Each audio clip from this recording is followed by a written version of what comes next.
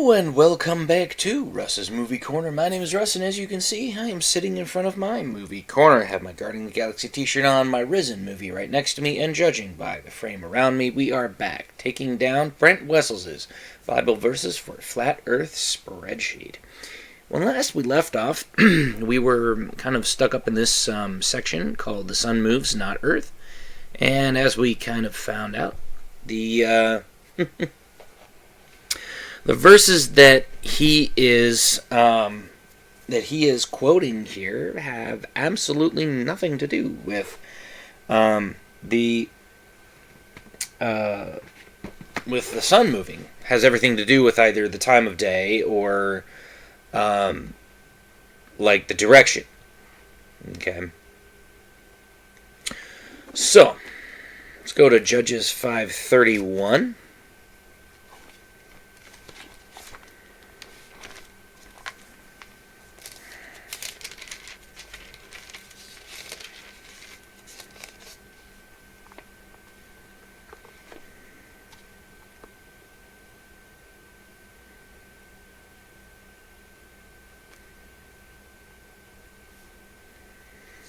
Okay. So, Deborah was a judge. And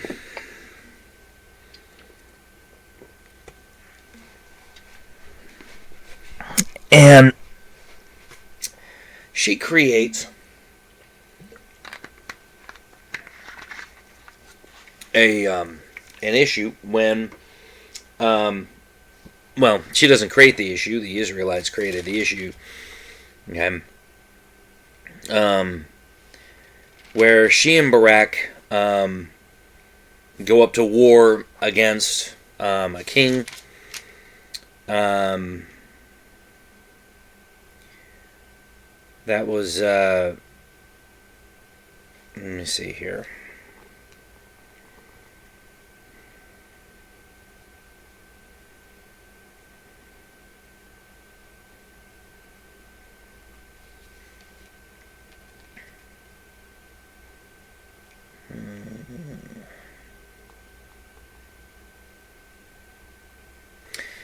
Sisera, and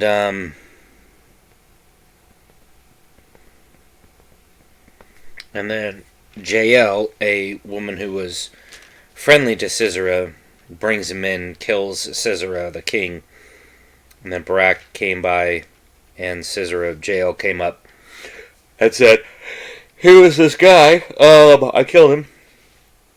And so they sing this song for for all of chapter 5.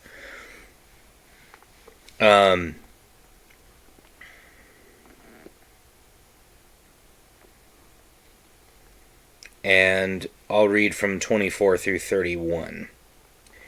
Most blessed of women be Jael, the wife of Heber the Kenite, most blessed of tent-dwelling women. He asked for water, and she gave him milk. In a bowl fit for nobles, she brought him curdled milk. Her hand reached for the tent peg, her right hand for the workman's hammer. She struck Sisera, she crushed his head. She shattered and pierced his temple. At her feet he sank, he fell, there he lay. At her feet he sank, he fell. Where he sank, there he fell, he dead. Through the window peered Sisera's mother. Behind the lattice she cried out, "Why is his chariot so long in coming? Why is the clatter of his chariots delayed?" The wisest of her ladies answer her. Indeed, she keeps saying to herself, "Are they not finding dividing the spoils? A girl or two for each man. Colorful garments as plunder for Sisera. Colorful garments embroidered, highly embroidered garments for my neck. All this as plunder. So may all your enemies perish, O Lord, but may they who love you be like the sun when it rises in its strength." And the land had peace 40 years. So she's comparing the sun, she's comparing the Lord to the risen sun in that verse. Okay? And, you know, they're talking about, like, the heat of the sun.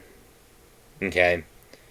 So again, this has nothing to This has nothing to do with the sun moving. It just is the sun as it rises, right? The heat that it gives off warms the earth, right? Convection. Okay. That's what they're talking about there.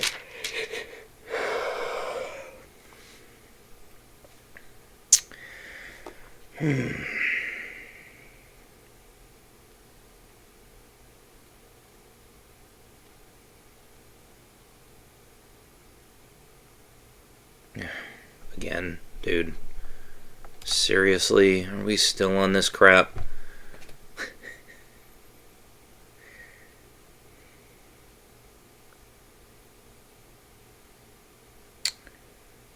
Alright. Start in verse 11. Gideon went up by the route of the nomads east of Nobah and Jogbeha, and fell upon the unsuspecting army. Zebah and Zalmunna, the two kings of Midian, fled, but he pursued them and captured them, routing their entire army. Gideon, son of Joash, then returned from the battle by the pass of Heres. He caught a young man of Sukkoth and questioned him, and the young man wrote down for him the names of the 77 officials of Sukkoth, the elders of the town.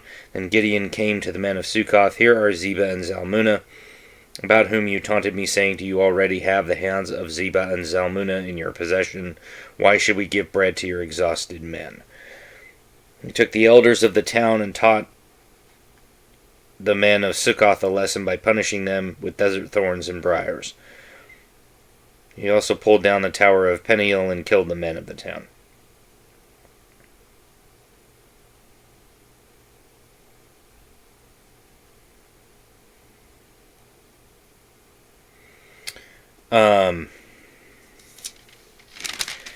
So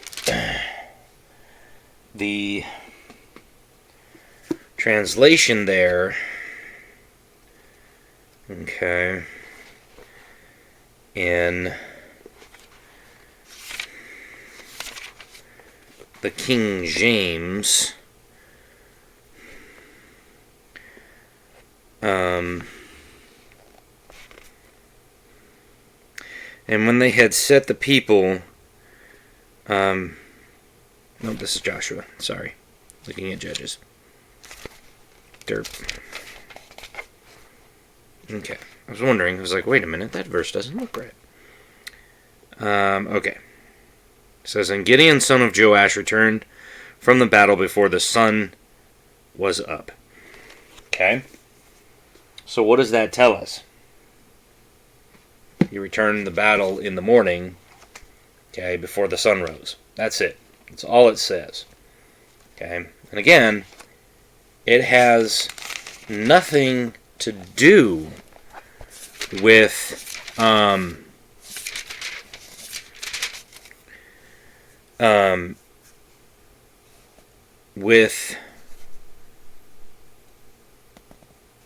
like where like the sun moving. Okay, it was just before the sun was up. So before sunrise, it's time of day. It's in the early morning before the sun rose. That's it. New Living says later Gideon returned by way of Heres Pass. Let me see here. What does the English Standard Version say? Judges 8:13.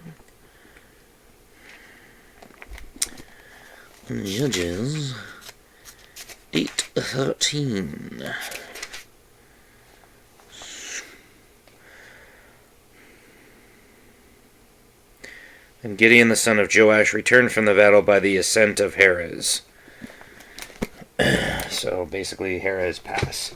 In my Jerusalem Bible, because I like to be thorough, because sometimes it backs up what other things we're saying. And other times, it's a little different.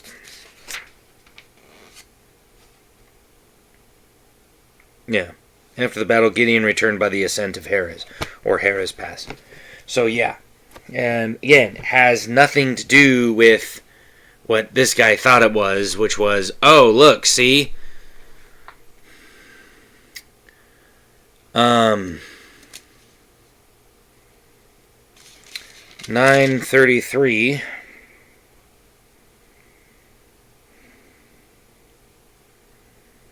Okay. When Zebul the governor of the city, this is starting in verse 30 of chapter 9 of Judges. When Zebul the governor of the city heard what Gaal son of Ebed said, he was very angry. Under cover he sent messengers to Abimelech, saying, Gaal son of Ebed and his brothers have come to Shechem and are stirring up the city against you. Now then, during the night you and your men should come and lie in wait in the fields. In the morning at sunrise advance against the city. When Gaal and his men come out against you, do whatever your hand finds to do. Okay.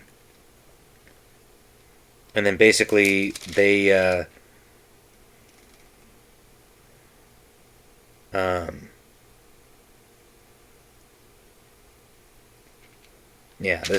this was a thing where Abimelech was a guy, and they were trying to come against the people of Israel, and basically Gaal tells or Zebul, okay, tells Abimelech what's going on. He says, "Hey, here's what's going on." Okay, and so yeah, he's saying, again,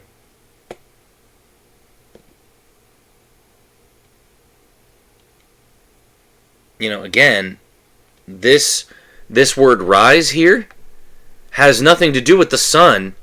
It has everything to do with Abimelech. What Abimelech is going to do. Again, like we had it, where was it? Up.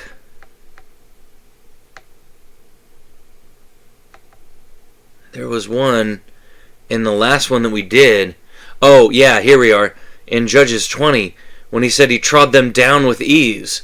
Like, that has nothing to do with that has nothing to do with the sun. It has everything to do with the actions of the men.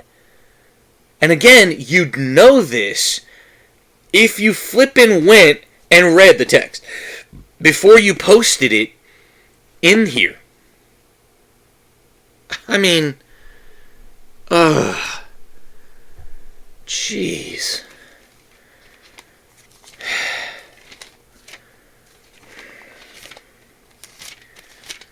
Let's go back to a prophetic book, because why not? Prophetic books are great for this kind of stuff, right? Starting in verse 5 and going through verse 11. Who will have pity on you, O Jerusalem? Who will mourn for you? Who will stop to ask how you are? You have rejected me, declares the Lord. You keep on backsliding, so I will lay hands on you and destroy you. I can no longer show compassion. I will winnow them with a winnowing fork at the city gates of the land. I will bring bereavement and destruction on my people, for they have not changed their ways. I will make their widows more numerous than the sand of the sea. At midday I will bring a destroyer against the mothers of their young men. Suddenly I will bring down on them anguish and terror. The mother of 7 will grow faint and breathe her last. Her sun will set while it is still day. She will be disgraced and humiliated. I will put the survivors to the sword before their enemies, declares the Lord. Alas, my mother, that you gave me birth, a man with whom the whole land strives and contends. I have neither lent nor borrowed, yet everyone curses me. The Lord said, surely I will deliver you for a good purpose. Surely I will make your enemies plead with you in times of disaster and times of distress. So this is basically another pronouncement of judgment on, because if you're following a lot of my other series, in my Inspiring Philosophy series, okay, we were in Jeremiah 4, okay, 23 through 26, okay, and I read that passage in context and was like, this is a prophetic vision about, it's kind of a prophetic / apocalyptic vision of the destruction of Jerusalem. And here again, in chapter 15, this is an allegorical language. Her sun will set. What does that mean? Well, that means that, okay, the Lord's going to kill her 7 sons. Okay, it says, the mother of 7 sons will grow faint and breathe her last. Her sun will set while it is still day. She will be disgraced and humiliated. I will put the survivors to the sword before their enemies, declares the Lord. This is the Lord pronouncing judgment. Okay? And he's saying that the mother of 7 will grow faint. What is the sun setting on? Well, she's literally, like, her eyes are going to close. While it's still daytime, she's going to go unconscious. That's what he's talking about here. Okay, that's what Jeremiah is talking about here. The fact that this guy doesn't know that, because here again, he's just searching sun down. I mean, you're an idiot, son. If you think that this is about the sun moving. Because this is talking about no more light is going to come into the woman's eyes. She's no longer going to be conscious because, I mean, it's like, look at this. She hath given up the ghost. Her sun is gone down while it was yet day. She hath been ashamed and confounded, and the residue of them I will deliver to the sword before their enemies, saith the Lord. Son, you'd have to be some kind of an idiot not to know this. Like I said, I thought it was cute to be this biblically illiterate, but now it is just alarming. That you're not even reading the damn passage in the context before copying and pasting it into a document. How dumb is that? It's pretty freaking dumb if you ask me. Okay?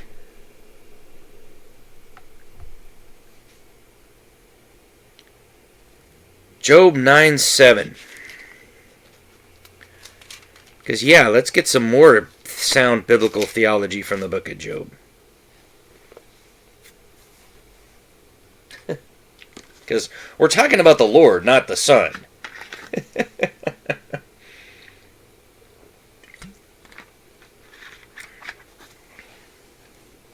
And as I've said many times before, oh, I'm sorry, was that supposed to be some big theological revelation? That he's talking about the Lord, not the Son?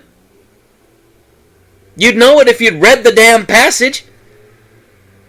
You'd know it if you'd read that passage right up there. You'd frickin' know it. Then Job replied, so this is in reply to Bildad, the Shuhite. Okay? Then Job replied, indeed I know that this is true. But how can a mortal be righteous before God? Hang on one second. Sorry, they came and did the lawn today. Usually they do it on like Mondays. But because they hadn't done it yet this year, because this is the first part of April here, and they're just now getting to it, okay? they are just coming in to get the lawn, and so the guy was coming up to the back side of my thing, just right over there, my sliding glass door. And so, like, it gets pretty loud, okay? Indeed, I know that this is true. But how can a mortal be righteous before God? Though one wished to dispute with him, he could not answer him. One time out of 1,000. His wisdom is profound, his power is vast. Who has resisted him and come out unscathed? He moves mountains without their knowing it, and overturns them in his anger. He shakes the earth from its place, and makes its pillars tremble. He speaks to the sun, and it does not shine. He seals off the lights of the stars. He alone stretches out the heavens and treads on the waves of the sea. He is the maker of the Bear and Orion, the Pleiades and the constellations of the south. He performs wonders that cannot be fathomed. Let me see here. He said 7. He speaks to the sun and does not make it shine. Yeah. Okay, so he speaks to the sun and it does not shine. Seals off the light of the stars. Okay. So he can cause it not to rise? Yeah. Again, he's talking about God here, dude, not the sun moving. Okay? And I still have yet to have you guys explain how sunrises and sunsets work on a flat Earth. Or eclipses, for that matter. Still waiting. Probably going to be waiting for a very, very long time. Okay? Oh, and let's go to Jonah. Why not? Haven't had enough of a shellacking. Let's go to Jonah. One of the best prophets of the Bible. I mean, at his word, holy crap, man. Everybody stood up and took notice. Okay. So, for those probably 10 of you that don't know the story of Jonah. Okay. Here's what happened. Jonah was a prophet who is very famous for being swallowed by a big fish. Some say a whale, some say a big fish, whatever. Doesn't matter. Okay? He gets swallowed. Okay, and for 3 days he's in the belly of the fish, and then the fish comes up, vomits him on the seashore, and he finally decides, okay, I will go to Nineveh. Okay? So then he goes to Nineveh, and Jonah goes, fine, fine, fine. I will go to Nineveh. He goes to Nineveh, okay, and he says, 40 more days, and Nineveh will be overturned. The Ninevites believed God. They declared a fast, and all of them, from the greatest to the least, put on sackcloth. So they repented immediately. And God goes, I'll spare them. Okay? In verse 10 of chapter 3, okay, says, when God saw what they did and how they turned from their evil ways, he had compassion and did not bring upon them the destruction he threatened. Now, starting in verse 1, I'm just going to read all of chapter 4 because it's very short. Okay? But Jonah was greatly displeased and became angry. He prayed to the Lord, O Lord, is this not what I said when I was still at home? That is why I was so quick to free Tarshish, and I knew that you are a gracious and compassionate God, slow to anger and abounding in love, a God who relents from sending calamity. Now, O Lord, take away my life, for it is better for me to die than to live. But the Lord replied, have you any right to be angry? Jonah went out and sat down at a place east of the city. There he made himself a shelter, sat in its shade, and waited to see what would happen to the city. Then the Lord God provided a vine and made it grow up over Jonah to give shade for his head and ease his discomfort. And Jonah was very happy about the vine. But at dawn the next day, God provided a worm, which chewed the vine so that it withered. When the sun rose, the God provided a scorching east wind, and the sun blazed on Jonah's head, so that he grew faint. He wanted to die, and he said, it would be better for me to die than to live. But God said to Jonah, do you have a right to be angry about the vine? I do, he said. I am angry enough to die. But the Lord said, you have been concerned about this vine, though you did not tend it or make it grow. It sprang up overnight and died overnight. But Nineveh has more than 120,000 people who cannot tell their right hand from their left, as many cattle, and many cattle as well. Should I not be concerned about that great city?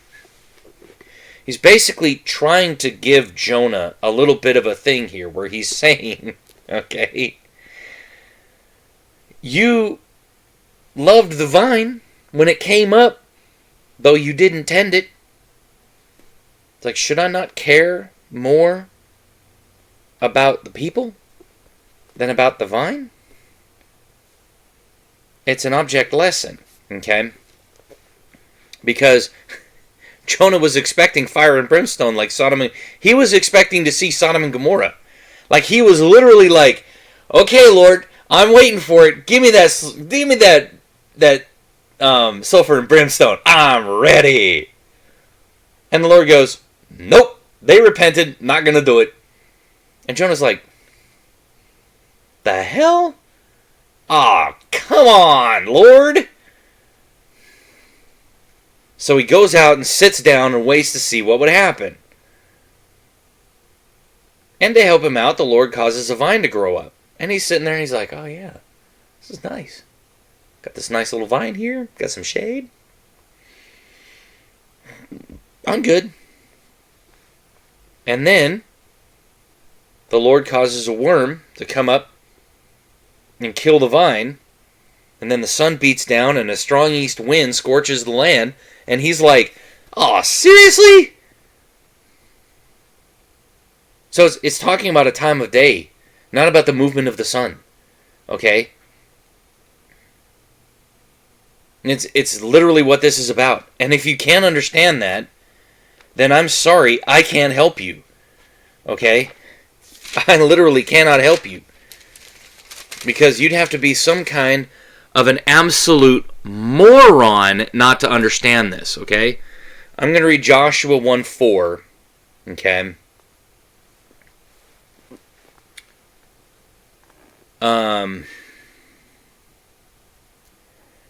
Because that one's first, okay? So, Moses dies at the end of Deuteronomy. Joshua was put in command by Moses at the command of the Lord. Okay, so then the Lord tells Moses, okay, after the death of Moses, the servant of the Lord said to Joshua, son of Nun, Moses' aide, Moses, my servant, is dead. Now then, you and all the people get ready to cross the river Jordan into the land I'm about to give them, to the Israelites. I will give you every place where you set your foot, as I promised Moses. Your territory will extend from the desert in Lebanon, and from the great river, the Euphrates, all the Hittite country, to the great sea on the west. No one will be able to stand up against you all the days of your life. As I was with Moses, so I will be with you. I will never leave you, nor forsake you. Okay? Problem here is that he's trying to say that when he says something like, unto the great sea towards the going down of the sun, okay, he's talking about a direction, once again, has nothing at all to do with the movement of the sun. It's talking about the direction, the west, because where does the sun go down? In the west. Always has, always will be.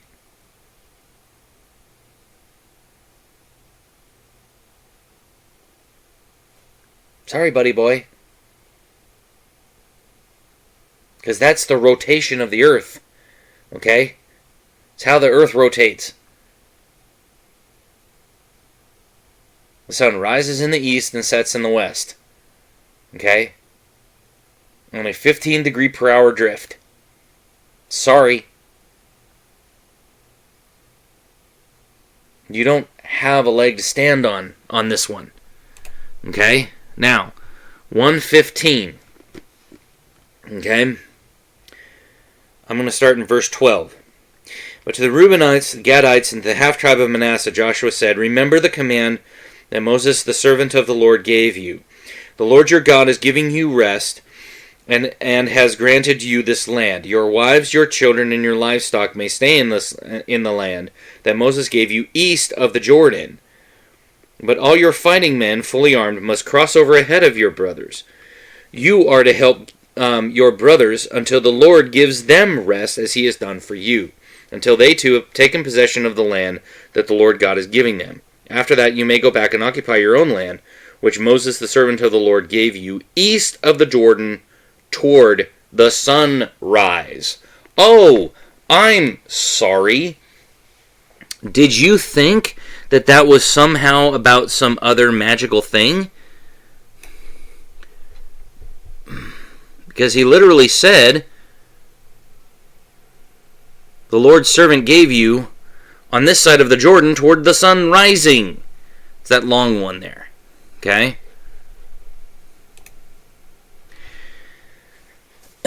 So, the problem comes, okay, when Joshua, the problem comes when it says, gave you east of the Jordan toward the sunrise.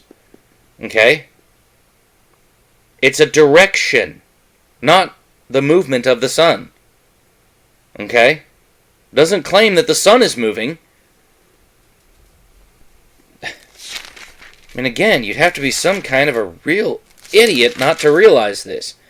And I hate to have to keep saying that. Because honestly, dude, it's getting a little tiresome to have to sit here and say the same things over and over and over again because you're not reading the passages before you stick them into this stupid document.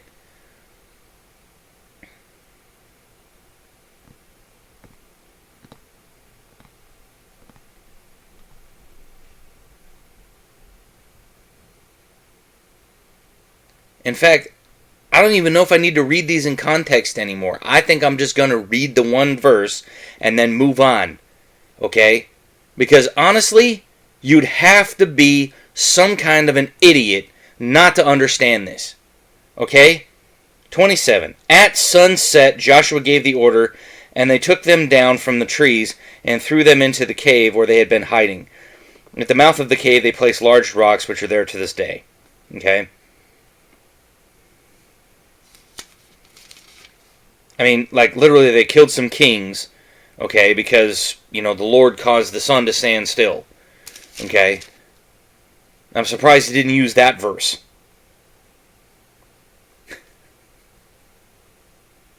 Doesn't mean he's the Lord, he can do whatever.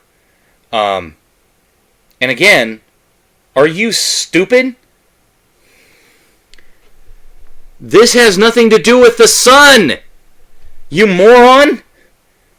That has everything to do with the kings that they hung up on the trees as a warning. Okay?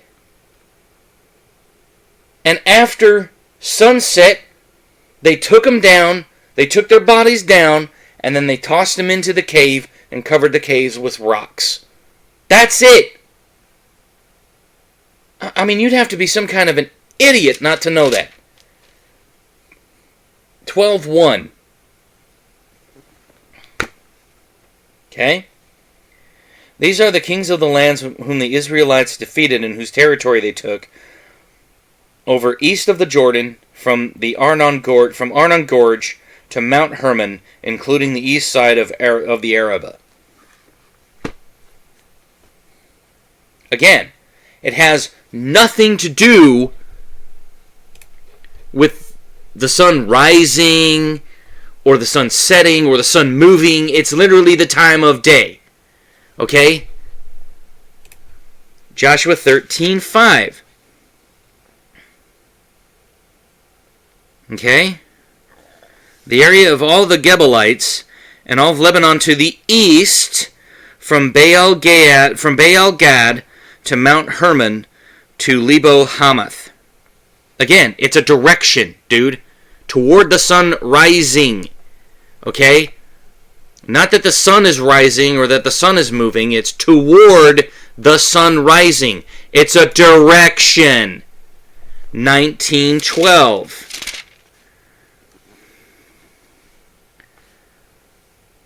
It turned east from the Sarid toward the sunrise to the territory of Kisloth Tabor and went on to Daberath and up to Japhia. Then it continued eastward, verse 13, to Gath Hefer and Eth Kazin, and came out near Rimmon, and turned toward Neah. It's all about directions, dude, because they're marking off the territories for each of the people. Okay? They have the allotment from Benjamin. They have the allotment for Simeon, which is what this is. The allotment for Issachar. Okay, which is actually what 1927, I believe, is about. Yeah, 1927 is for Issachar. It turned east towards Beth Dagon, touched Zebulun in the valley of Iftah, El, then went north to Beth Emek and Nael, passing Kabul on the left. Again, it's all about directions, man. It has nothing to do with the sun moving. Okay? 1934, same damn thing. Okay? The boundary ran west. I'll bet it says westward. Oh, look at that. And to Judah upon the Jordan toward the sun rising, which is to the east. what do you want to bet that verse 34 here? Yep. It says, and on the south Asher, and on the west touch Zebulun on the south, Asher on the west, and Jordan on the east. It has nothing to do with the sun moving. It has everything to do with the sun. I mean, you'd have to be some kind of an idiot not to know that. Okay?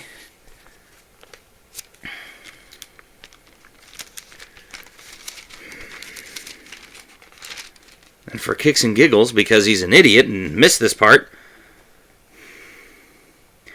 he hung the king of Ai on a tree and left him there until evening. At sunset, Joshua ordered them to take his body from the tree and throw it down at the entrance of the city gate. Then they raised a large pile of rocks over it, which remains to this day. Yeah, so they literally, again, like in chapter 10, okay, up here, it has nothing to do with the sun moving. It has everything to do with the time of day. And again, this has nothing to do with the sun. That's 3 times now that he has something that is not even there. It's not even about the sun. It's about the king, and they took his body down from the tree. Okay, that's not the sun. That's the dude's body, and they threw it in front of the city. So again, you'd have to be some kind of an idiot not to know this.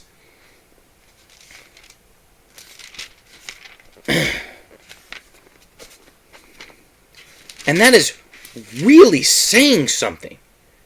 Okay? Leviticus 22:7. Okay? Because this is about the rules for the priests. Okay?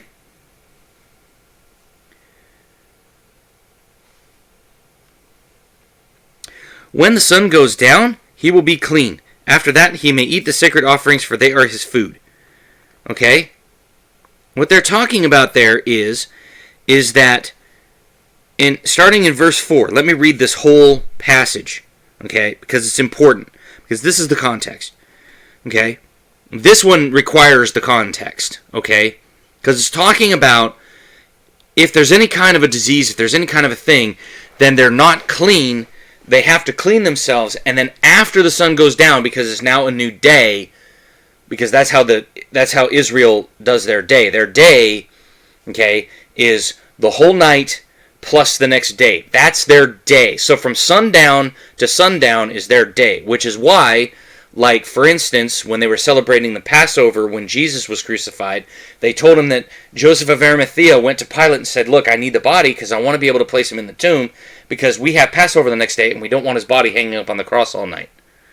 Or, for a full day. We want to take him down, place him in the tomb, and then afterwards we'll go in and prepare his body. Okay? And Pilate said, okay, that's acceptable, go do that. Because he respected the Jews and their customs. Okay? And so that's why, is because they took him down and they put him in because they couldn't do work from sundown to sundown. Okay? So from sundown Friday night to sundown Saturday night, that was their Sabbath day. Okay? So, let me start in verse 4. If a descendant of Aaron has an infectious skin disease or a bodily discharge, he may not eat the sacred offering until he is cleansed. He will also be unclean if he touches something defiled by a corpse, or anyone who has an emission of semen, or if he touches any crawling thing that makes him unclean, or any person who makes him unclean, whatever the uncleanness may be. The one who touches any such thing will be unclean till evening. He must not eat any of the sacred offerings until he has bathed himself with water. When the sun goes down, he will be clean, and after that he may eat the sacred offerings, for they are his food. He must not eat anything found dead or torn by wild animals, so become unclean through it. I am the Lord. Okay? So it's talking about after the sun goes down, he shall be clean.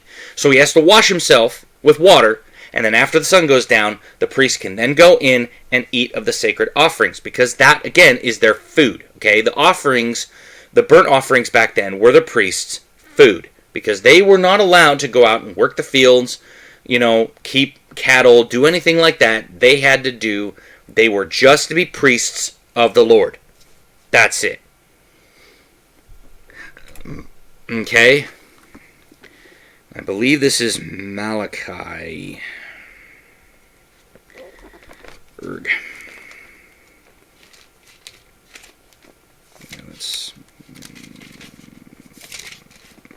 Yeah.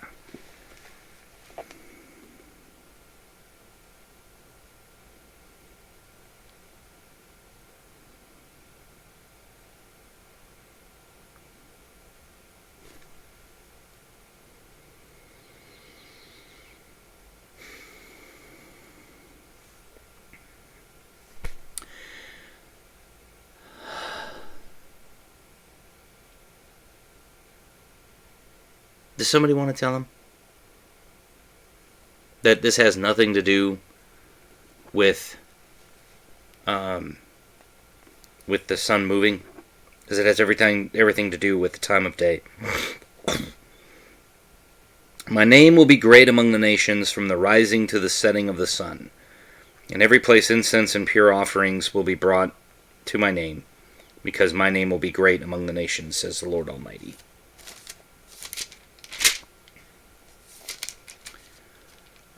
For 2, but for you who revere my name, the Son of Righteousness will rise with the healing in its wings, and you will go out and leap like calves released from the stall.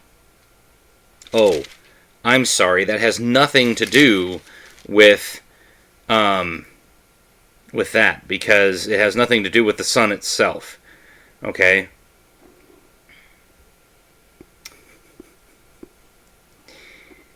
Yeah. Okay. Mark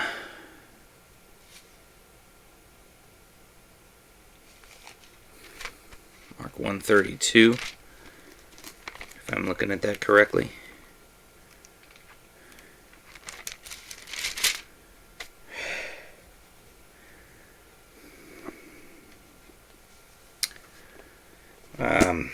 But this one I'll start in verse 29 because it's kind of necessary for the context. As soon as they left the synagogue, they went with James and John to the home of Simon and Andrew. Simon's mother-in-law was in bed with a fever. They told Jesus about her. So he went into her, took her hand, and helped her up. The fever left her, and she began to wait on them. That evening after sunset, the people brought Jesus all the sick and demon-possessed. The whole town gathered at the door, and Jesus healed many who had various diseases. He also drove out many demons. But he would not let the demons speak because they knew who he was.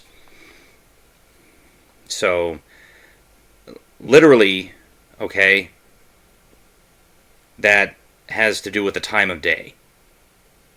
Okay. Mark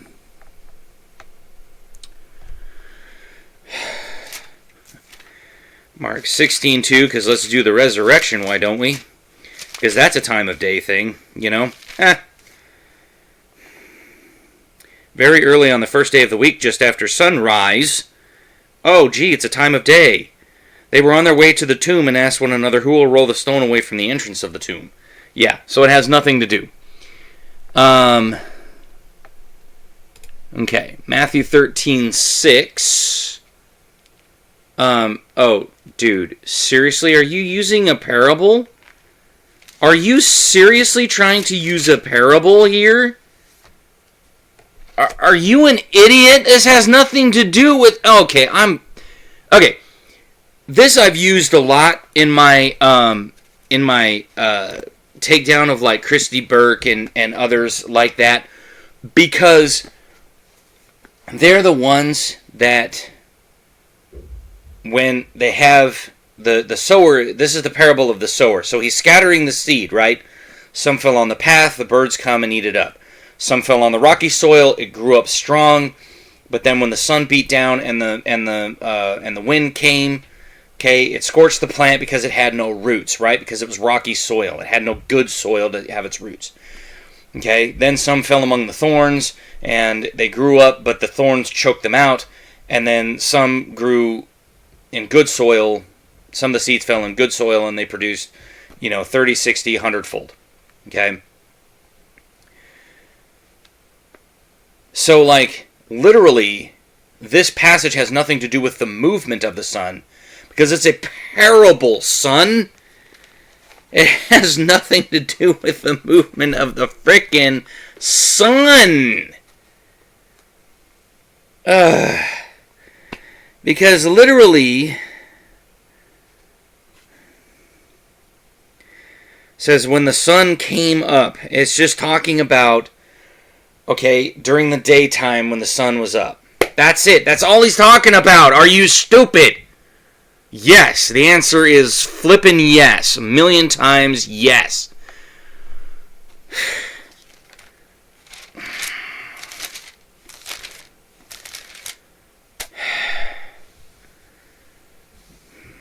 That you may be sons of your Father in heaven, he causes his sun to rise on the evil and the good, and sends rain on the righteous and the unrighteous. Yeah, he's talking about God there, dumbass.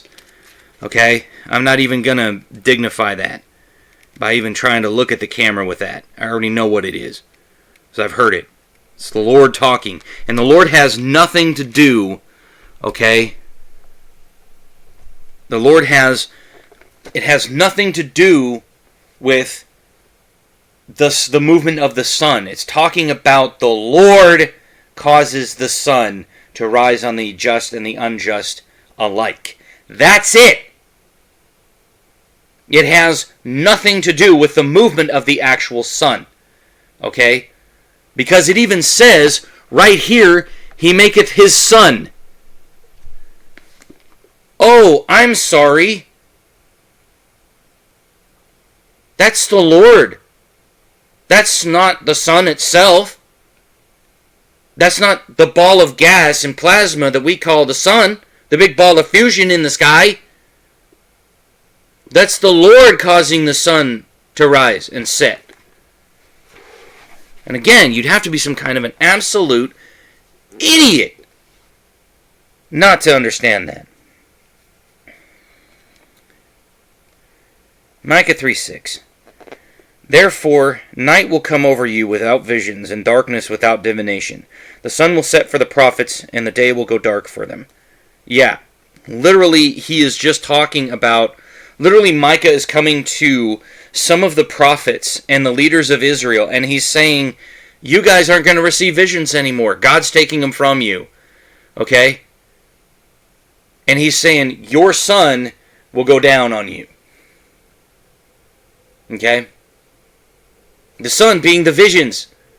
Again, it has nothing to do with the actual movement of the sun. Because you'd have to be some kind of an absolute idiot not to understand that. Nahum 3:17. Trying to remember, where is Nahum? Is it? It's after Micah, isn't it? Yeah, Nahum 3:17. Your guards are like locusts, your officials are like swarms of locusts that settle in the walls on a cold day, but when the sun appears, they fly away and no one knows where. Yeah. So that's, again, it's just talking about, like, either time of day or movement of stuff. Has nothing to do with that. Numbers 2:3. Again, that's a direction. Because it says, and on the east side towards the rising of the sun, so that's a direction. Numbers 21, and they journeyed from Oboth and pitched at Ijeburim in the wilderness, which is before Moab, towards the sun rising, on the east, toward the east. Okay, Numbers 34, toward the east. 104, he appointed the moon for seasons, the sun knoweth is going down. Okay, so let's look at Psalm 104. Because this is probably the only one so far that has actually said something very similar to what he is trying to say. Okay? So I'm going to read 19 through 23. Okay? Because 22 is in there too.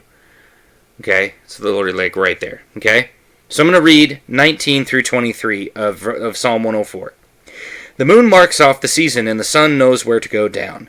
You bring darkness, it becomes night, and all the beasts of the forest prowl. Lions roar for their prey and seek their food from God. The sun rises and they steal away. They return and lie down to their dens. Then man goes out to his work, to his labor until evening. So literally, these two passages are just talking about God, okay? And they're saying God appointed the sun, okay, or the moon, to mark off the seasons, and the sun knows where to go down. The Lord told the sun, this is where you're going to set, right? Okay? And then he talks about, you, God, bring darkness. It becomes night. All the beasts of the forest prowl. The lions roar for their prey and seek their food from God. The sun rises, they steal away. They return and lie down to their dens. Then man goes to his work, to his labor. So it's literally talking about, like the first one is just talking about the sun knowing his path in the sky, basically, okay? From an observer's point of view. From our point of view, the sun knows where to go down. It goes down in the west, right? That's it. Who told him how to do that? God. Okay? And then the other one, the sun rises. That's the time of day. That's dawn. Okay? When the sun... So the predators come out at night to ask for food from God. God gives them their food. What do?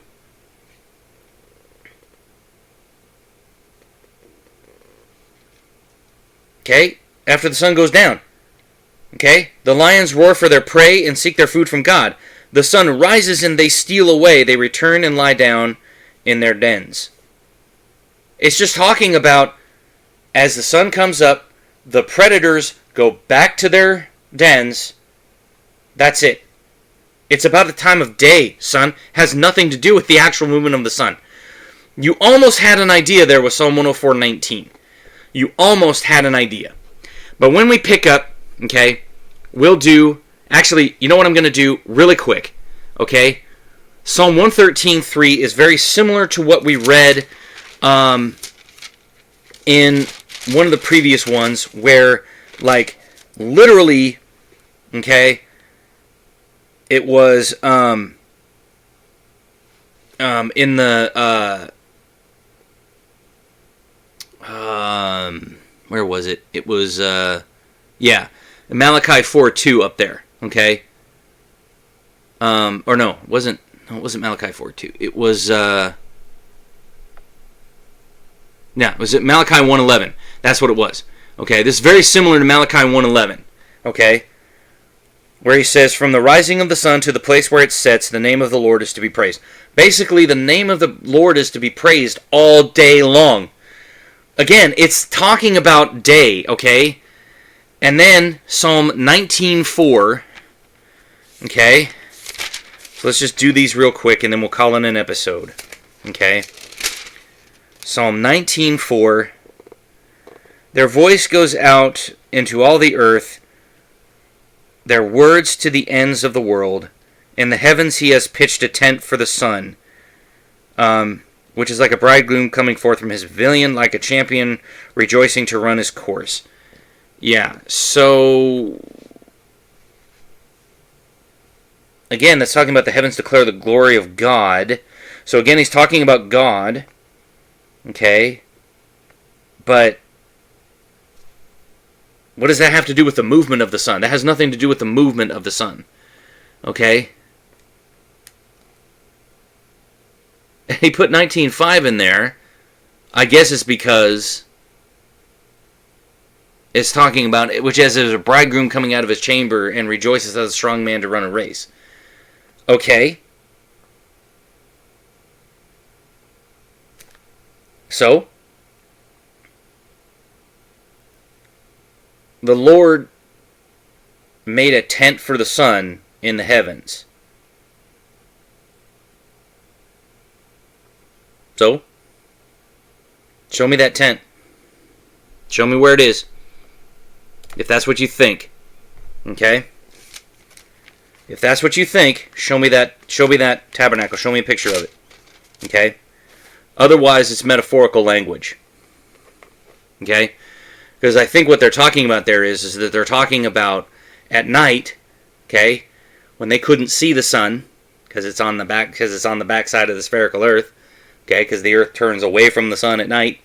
Okay, they called that a tabernacle or a tent. And so then he would come out and run his race.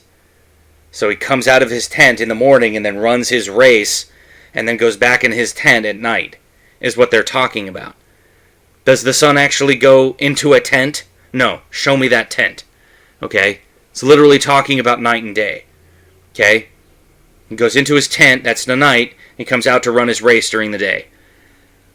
Alright, Psalm 51. The mighty one, God, the Lord, speaks and summons the earth from the rising of the sun to the place where it sets. Oh, okay, that's just the day. Okay? That's literally just the day. Again, like the other one, from the rising of the sun to the going down of the sun, it's the same thing, okay? It's talking about, okay? He's talking about the Lord calls the earth from sunrise to sunset. So, I'm sorry that this guy has no idea what he's talking about. We're going to get into this God's outstretched arm garbage. And we will talk about that on the next time. Like I said before, on the next week I'm going to be doing my Sword and Sorcery LP, so I won't be back to this one till the following week. Okay, so smash that like button, hit subscribe, drop a comment below, let me know what you think of this series so far, and as we say, we will see you on the next one.